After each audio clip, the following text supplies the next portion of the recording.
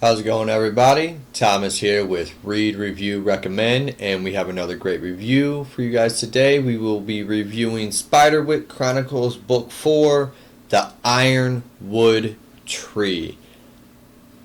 I know I said this in the last two videos, but I'm going to say it again in this one. So far, this was the best book in the series. This one really opened up. We really move the plot forward on this one. We meet the big bad. It's definitely more intense. Mom is more part of a story on this one.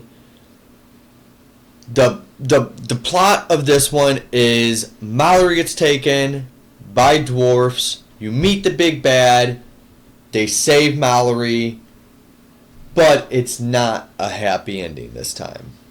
There are problems that are at the end of this book that they will have to solve in the final book.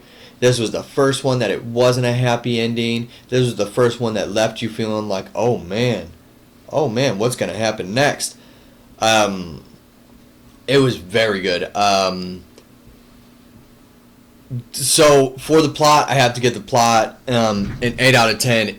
It wasn't perfect, but it's the best so far, and I really thought it was good. I really did. I really thought it was absolutely incredible. The opening was the best opening so far. You get to see Mallory going to a fencing tournament, which she is a rock star. She dominates everybody. She wins. But you get to see her a little bit more insecure than what we've seen her so far. She's a little bit more shy when she's not the dominant person in the situation or the room. You get to see a little bit more of Mom in the opening and how she kind of interacts with the kids. And then Jared finds a shapeshifter and gets himself in a lot of trouble. A lot of trouble. We will have to see how much trouble he's actually in because it doesn't exactly wrap that part up by then. But some things happen at the school and he gets in trouble with the principal and it's not looking good. But he cannot deal with that right now because Mallory gets taken. And that's your opening. The opening, like I said, it was the best so far. I have to give the opening a 9 out of 10. I loved the opening on this one. It was so gripping. It was so intense. It was one thing after another, and then you're just like, whew, the adventure's just starting. I thought we'd been on this roller coaster ride. And that's how you feel throughout this whole entire fourth book. That's kind of how you feel. You kind of feel like, man, this is just speeding through this, and to still have story beat after story beat and still be gripping and intriguing. It was very fast paced without losing any of the and yeah, the pacing on this one was pretty much perfect for what they were shooting for and what the age group was. It was just, yeah, the pacing was so good. It really was. It was so good.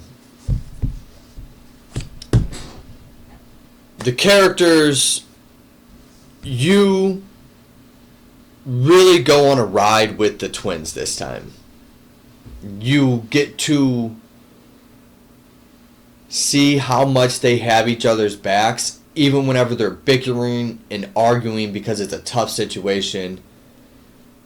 They are twins through and through. And they act like it. They have each other. They keep each other standing. And they keep each other sturdy under the roughness of just what life is right now. And although you don't get really any story from Mallory this time other than the beginning. In the beginning you get a lot of, like I said, you get more of Mallory. You get to see some of her insecurities. You get to see some of her dominance in the sport that she tries so hard and that we've seen her practice in. You get to see how Mom interacts with everybody. But this story is mainly focused around the twins and meeting the dwarfs. The dwarfs are very interesting characters. They're not like dwarfs that you see in others, but they also are. They also have very similar quirks and things that they do. But they are definitely not like most dwarfs that you see in fiction. I have to give the characters a 10 out of 10. The character usage from these authors really is very good. Especially for like the age group that they're reaching for. I almost can't say anything better about how good they do their characters. The writing was very solid. I will go over this for every single review.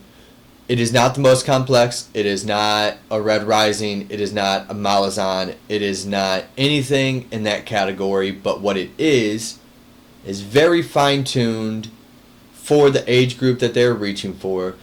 Very good usage of their words. The grammar is good. The dialogue is good. The writing is exactly what it needs to be for the age group that they are reaching. So, I'm going to give the writing a 9 out of 10. It's what I've given it so far. It's what it has remained.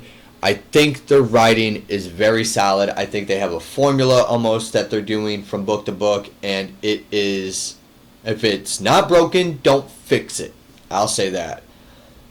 The power system in this one, you do get to see the shapeshifter, so that is definitely some magic. And outside of that, dwarfs be dwarfing, they're engineers, and you don't really get to see any magic outside of the shapeshifter.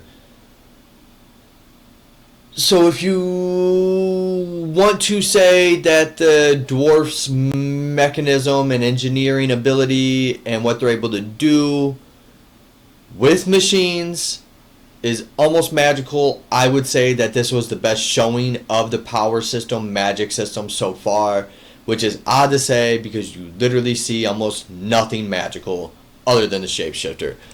But just with how they did the dwarfs and how they did the dwarfs engineering and how they show the shapeshifter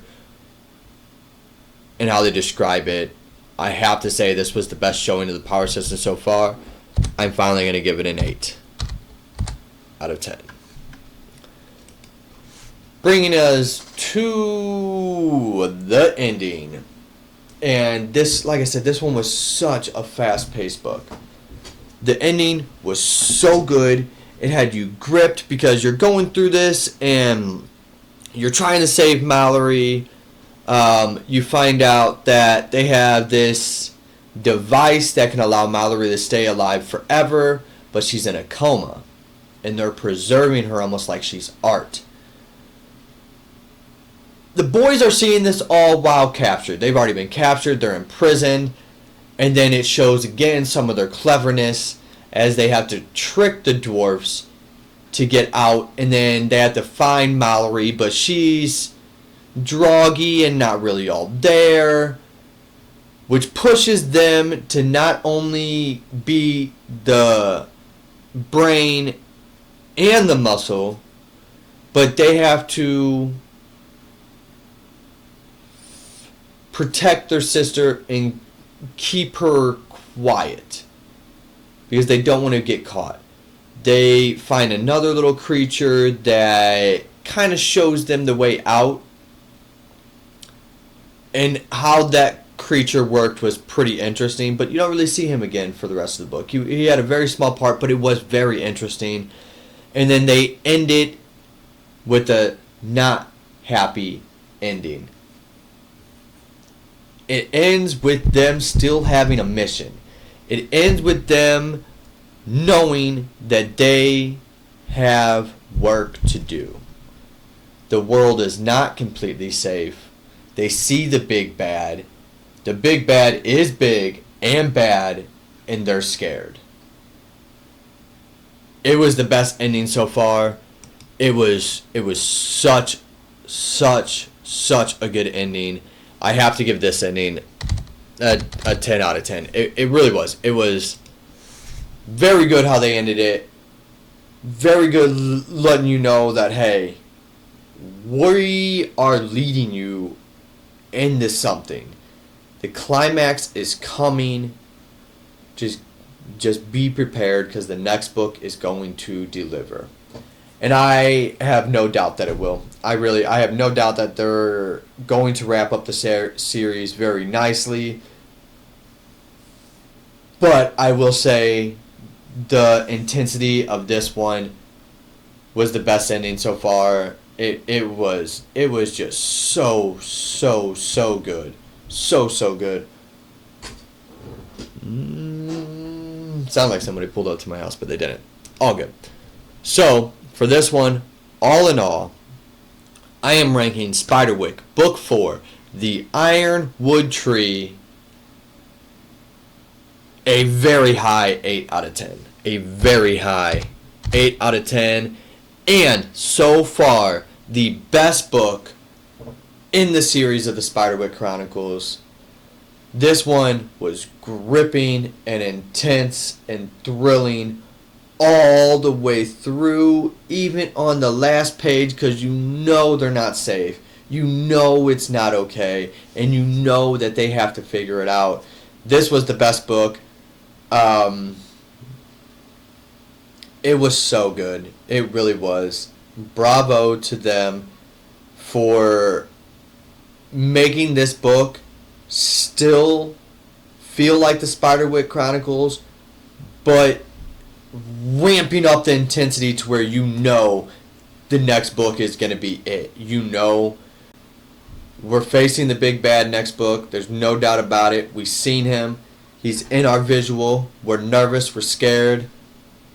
And we're ready for this. We're ready for it. So, thank you guys again for joining us on this review. It's been such a joyride reading these books. I cannot wait for the last one. I will have that one out to you guys soon. We are going to keep pumping these out week by week. So I hope you guys keep tuning in and enjoying these reviews. Thank you for joining me, and have a great year.